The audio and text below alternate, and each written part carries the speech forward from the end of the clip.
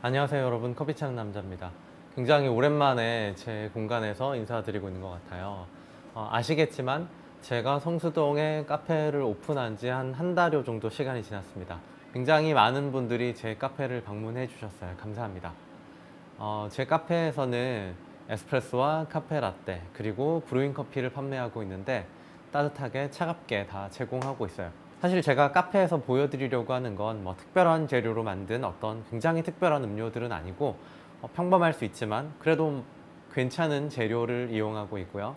이 재료를 이용해서 카페들에서 잘 다뤄졌을 때 만들어질 수 있는 보통의 재료이지만 꽤 괜찮은 맛에 대해서 보여드리려고 노력하고 있어요. 제가 생각했을 때 대개 카페에서는 나쁘지 않은 생두를 씀에도 불구하고 로스팅을 못하거나 추출을 잘 못하거나 이 둘의 밸런스를 잘 못 맞췄기 때문에 커피 맛이 많이 떨어지는 부분이 있다고 생각합니다. 그래서 이런 부분들에 대해서 평범한 재료를 사용했음에도 불구하고 균형을 잘 맞췄을 때 만들 수 있는 대부분의 카페에서 사실 기대할 수 있어야 하는 커피 맛에 대해서 보여드리려고 하고 있는 겁니다. 자, 특별히 제 카페에서 판매하고 있는 메뉴 중에서 만족도가 높은 메뉴가 있다면 아마도 카페 라떼인 것 같습니다. 특별히 따뜻한 카페 라떼를 드신 분들이 비록 날씨가 덥긴 하지만 굉장히 만족하시는 걸 보고 있어서 이 따뜻한 카페 라떼를 만드는 방법에 대해서 몇 가지 팁을 조금 더 드리고 싶어요. 자, 먼저 에스프레소에 대한 얘기부터 드릴까요? 사실 에스프레소에 대해서는 제가 여러 번 글로 소개한 적이 있긴 한데 한 번 더 좀 포인트만 짚고 넘어가도록 하겠습니다. 따뜻한 카페 라떼에 있어서 가능하면 물을 최소화하는 게 좋습니다. 자, 우유에도 상당히 많은 양의 물이 들어가요.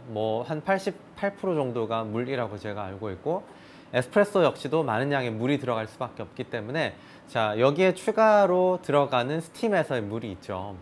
스팀에 들어가는 물 같은 경우에는 사실 어느 정도 이렇게 트레이닝하면 나아지는 부분이 있긴 하겠지만 기계적으로 어느 정도 정해져 있기 때문에 제가 컨트롤할 수 있는 부분이 좀 상대적으로 크지 않습니다.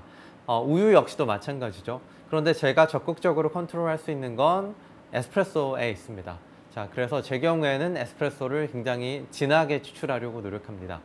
억지로 더 진하게 만들 수 있는 방법이 없는 것은 아니지만 제 경우에는 상업적으로 충분히 적용 가능한 카페에서 충분히 적용 가능한 방법 선 안에서 제 레시피들을 만들어가고 있기 때문에 저는 에스프레소를 원두 18g을 사용해서 25g의 에스프레소를 추출하고 있습니다. 추출 시간은 대략적으로 한 20초 전후 정도가 되고 있고 추출을 수의 온도는 원두 상태에 따라서 한 80도 후반에서 88도에서 한 92도 정도 사이의 온수를 사용하고 있습니다.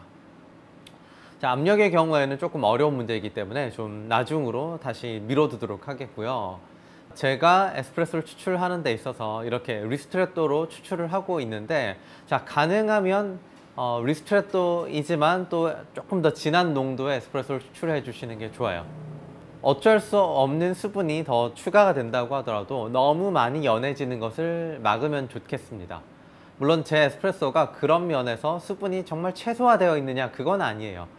어떤 적당히 혼합되어서 먹기 편안한, 잘 어우러질 수 있는 정도의 수분이 들어가 있는 상태이고 원한다면 조금 더 진한 에스프레소와 또 진한 어떤 우유를 만들기 위해서 사용할 수 있는 특별한 방법들이 있긴 하지만 아직은 그런 방법을 사용하지 않고 있습니다.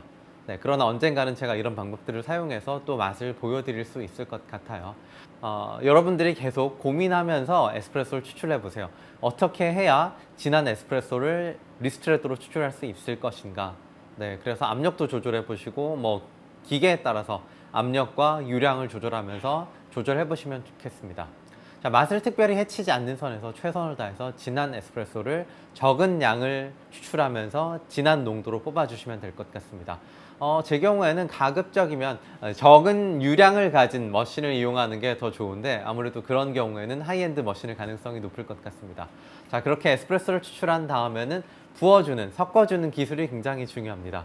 많은 바리스타들이 예쁜 라떼 아트를 위해서 굉장히 이렇게 핸들링 한다든지 이런 동작들을 많이 신경을 써서 트레이닝 하는 것은 사실인데 정작 맛있는 카페 라떼를 위해서는 어떤 모양이 되어야 할까, 어떻게 섞어줘야 할까에 대해서 고민이 좀 부족할 수 있습니다.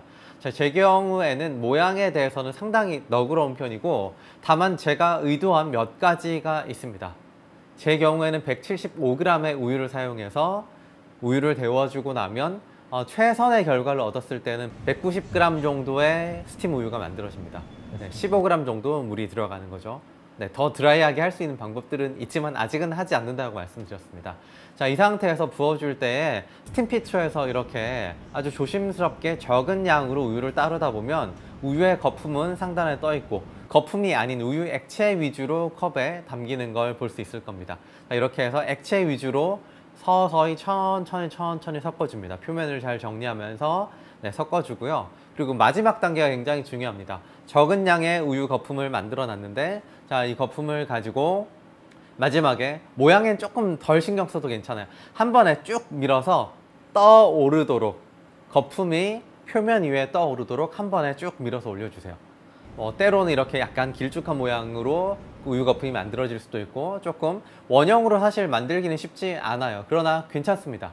이렇게 우유를 부어 놓은 상태에서 마지막으로 컵을 내려다 놓고 한번 잘 흔들어서 컵 전체의 표면을 우유 거품이 부드럽게 전체적으로 잘 퍼져 있도록 만들어 주시는 게 굉장히 중요해요. 이렇게 만들게 되면요, 자, 우유 거품의 양은 적고 비교적 카페라떼에 들어간 물의 양은 적은 상태이고, 또 아래쪽은 충분하게 우유 액체가 다 에스프레소와 잘 어우러진 상태에서 섞여 있을 겁니다. 네, 그런데 제일 위에는 아주 부드러운 거품이 적당한 양이 들어가 있기 때문에 질감은 마치 생크림 같은 느낌이 나고, 첫입에 입 안에 들어올 때부터 얇은 우유 거품과 에스프레소가 공존하지만 많이 섞여 있지는 않도록 만들어주세요. 이렇게 해서 네, 만들어 드시면은 아마 평소에 만드시는 것보다 훨씬 더 카페라떼가 부드럽지만 진하게 느껴지실 수 있을 것 같습니다. 에스프레소의 크레마가 애매하게 우유 거품과 섞여 있을 때 맛이 제일 안 좋아요. 네, 되게 물 같은 느낌과 쓴 듯한 느낌이 다 같이 섞여 있어가지고 가장 맛이 없는 라떼가 만들어질 수 있는데, 그걸 잘 피해 가셔야 됩니다. 자, 여러분들이 해보시고 잘 안 되시면 네, 성수동에 있는 커피 찾는 남자에 오셔서 한번 맛을 보시면 좋을 것 같아요. 네, 직접 카페라떼를 집에서 만들어 드시지 않는 분도 뭔가 이렇게 이 최선의 카페라떼라고 할 수는 없겠지만, 네, 이 정도면 정말 꽤 잘 만들어진 맛있는 카페라떼의 기준을 잡아가실 수 있을 거라고 제가 생각합니다. 한번 방문하셔서 드시러 오시면 좋을 것 같습니다. 네, 카페라떼를 만드는 아주 간단한 몇 가지 팁에 대해서 한번 설명을 드렸는데 도움이 되셨으면 좋겠습니다. 네, 다음번에 오늘은 좀 오랜만에 제가 영상 촬영을 했어요. 네, 계속 노력해서 더 열심히 자주 영상을 올릴 수 있도록 노력하겠습니다. 네, 다음에 또 만나면 좋겠습니다. 감사합니다. 커피 찾는 남자였습니다.